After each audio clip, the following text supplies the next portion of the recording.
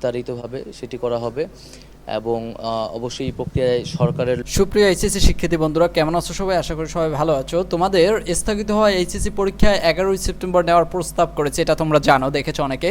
আরেকটা বিষয় হচ্ছে, দেখো শিক্ষা বোর্ডের যে ওয়েবসাইট, সেখানে সর্বশেষ আপডেটটি যা দিয়েছিল তোমাদের এইচএসসি ও সমান পরীক্ষার মান বন্টন ও জরুরি বিজ্ঞপ্তি, এখানে এই বিজ্ঞপ্তিতে যেটা বলেছিল সেটা তোমরা অনেকেই দেখেছো। তারপরে একটু বলি, তারা বলেছিল সম্পূর্ণ সাবজেক্টে তোমাদের পরীক্ষা নেওয়া হবে এবং সেটা কয় তারিখে নেওয়া হবে সেপ্টেম্বরের 11 তারিখে। তার মানে এখনও 1 মাস পরে তোমার পরীক্ষা নিবে, পরীক্ষা নিতে নিতে 1 মাস, তাহলে গেল তোমার 2 মাস।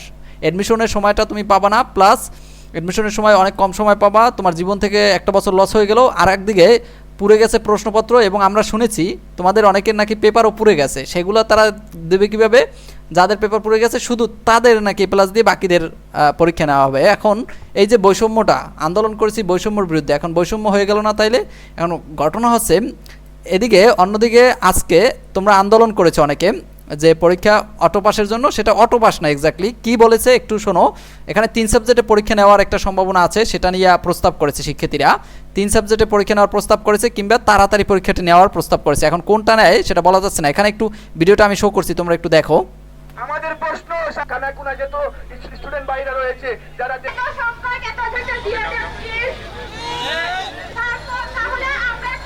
আমাদের মেধা এডমিশনে প্রমাণ হবে। আমরা চাই বিষয়ের একটাই দাবি, যদি পরীক্ষা হয়, আমরা যদি পরীক্ষা দিতেই হয় তাহলে আমরা 3 সাবজেক্টের পরীক্ষা দিব।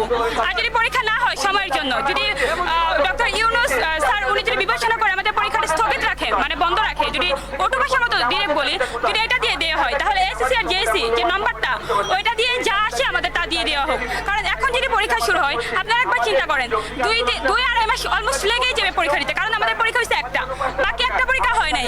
যদি এখন পরীক্ষা শুরু হয়, শেষ হইতে আপনার 2 মাস, মানে নিম্ন ধরুন 2 মাস, তারপর পাবলিক পরীক্ষার সময়টা কোথায়? আমার ইচ্ছা আছে, আমার বোনদের, আমার ফ্রেন্ড সার্কেলের ইচ্ছা পাবলিক পরীক্ষার পড়ার, তাহলে আমরা যদি সময় না পাই তাহলে আমরা পাবলিক পরীক্ষায় বসবো কিভাবে? আমাদের যে সময় দেওয়া হচ্ছে না, এই সময়টা তো আমাদের জন্য খুবই মূল্যবান সময়। আর এই যে আমাদের যে সাথী দাদি, মানে আমাদের ফ্রেন্ড সার্কেলে যারা মারা গেছে আন্দোলনে গিয়ে, তাদের থেকে আমরা পরীক্ষা কিভাবে বসবো? আমরা তাদের থেকে তো পরীক্ষায় বসতে পারি না, আমরা পারতেছিও না। আমাদের পড়াশোনা হচ্ছে না, এই যে আন্দোলনে এত কিছু গেছে, তার মাঝখানে আমাদের পড়াশোনাটা কোথায় হচ্ছে? আমাদের পরীক্ষার হলে বসে পরীক্ষা দেওয়ার মতো মন মানসিকতা নাই। কারণ আপনারা জানেন যে আমরা প্রথমবার পরীক্ষার প্রস্তুতি ফুল প্রিপারেশন যখনই নিয়েছিলাম, তখনই বন্যা এসেছিল, হুটহাট আমাদের পরীক্ষা স্থগিত হয়ে যায় সিলেট বোর্ডের। তারপর আমরা আবার পরীক্ষার হলে বসেছি, 4টা পরীক্ষা দিয়েছি, ভালোমতো প্রিপারেশন নিয়েছিলাম। তখন আবার এই দেশের এই পরিস্থিতির কারণে আমাদের অনেক ভাইয়েরা আন্দোলনে শরিক হওয়ার পরে তারা টিয়ার সেল খায়, আবার বুলেট খায়, তারপর তারা অনেকে আহত হয়ে বিছনাতে আসে, অনেকে মন মানসিকভাবে ভেঙে পড়েছে। এইরকম পরিস্থিতিতে আমাদেরকে আবার পরীক্ষার প্রস্তুতি নিয়ে পরীক্ষার হলে বসা 1 মাস পরে শুনতেছি, এইরকমভাবে আমাদের মন মানসিকতা ভেঙে পড়ে যাওয়ার পরে আমরা ভালোভাবে পরীক্ষা দিব বলে আমরা আশা করছি না। আর আমার একটাই দাবি, আমার সব সময় কেন আমাদের সাথে, কারণ আমরা এই 2022 সালে যখন এসএসসি পরীক্ষা দিয়েছিলাম তখনই বন্যা এসেছিল, পরীক্ষা স্থগিত হয়েছিল, আমাদের মন মানসিকতা একবার নষ্ট করে দিয়েছিল। এখন আবার এইচএসসি পরীক্ষার সময় আমাদের সাথে এমন বারবার যদি এমন আমাদের সাথে হয়, তাহলে আমরা কেমনে এই পরীক্ষার হলে বসবো, কেমনে পরীক্ষা দেবো? আমাদের দাবি একটাই, বর্তমান যে 4টা পরীক্ষা দিয়েছি, এই 4টা পরীক্ষার ভিত্তিতে মূল্যায়ন করে আমাদেরকে পরবর্তী দাবি আগে নেওয়া হোক।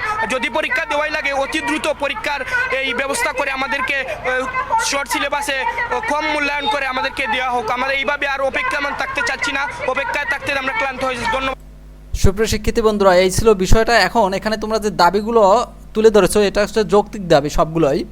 যদি তোমার অনেকে বলেছে জেএসসি পরীক্ষার রেজাল্ট দিয়া এবং এসএসসি পরীক্ষার রেজাল্ট সমন্বয় করে, আবার কেউ কেউ বলেছে 3 সাবজেক্ট নেওয়া হোক যদি পরীক্ষা নেওয়া হয়, তা সেটাও আবার তাড়াতাড়ি নিতে হবে, এইগুলো ছিল। এখন সেটা শিক্ষা বোর্ড আজকে তো আন্দোলন করেছো, বিভিন্ন নিউজে এটা প্রকাশিত হয়েছে, সেটা দেখে তোমাদের শিক্ষা বোর্ডের যে চেয়ারম্যান প্রফেসর তপন কুমার সরকার, তিনি কি পদক্ষেপ নেয় সেইটা তোমাদের জানাবে। এখানে এইচএসসি কর্নার আছে, এখানেই শিক্ষা বোর্ডের ওয়েবসাইটে, সেখান থেকে তোমাদের আমি ভিডিও করে জানিয়ে দেবো।